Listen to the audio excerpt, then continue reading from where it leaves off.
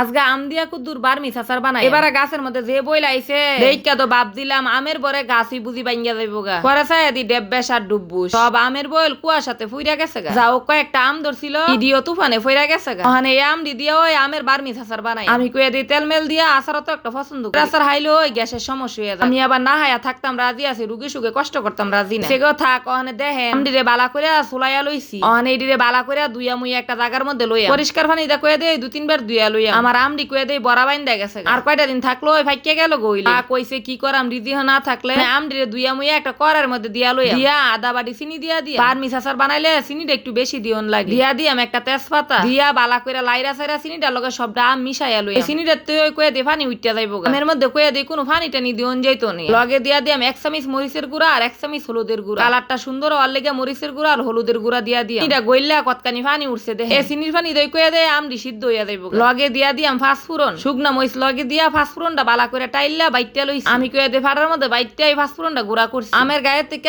সবটা পানি শুকাইয়া গেছে গা। চিনিটা গইল্লা আমার আমের আচারটা হইয়া গেছে গা। মাশাআল্লাহ দেখেন কত সুন্দর হইছে আচারটা। আপনারা একবার বানাইয়া দেখেন তেল ছাড়া এমন আমের বার্মিস আচার খাইতে যে কি একটা মজা হইছে এই আচারটা। তেল ছাড়া ওকে দে আমের আচার বানান যায়। আর এই বার্মিস আচারটা একবার খাইলে সারা জীবন মুহ লাগিয়া থাকবে। এই আচারের স্বাদ জীবনও ভুলতেন না।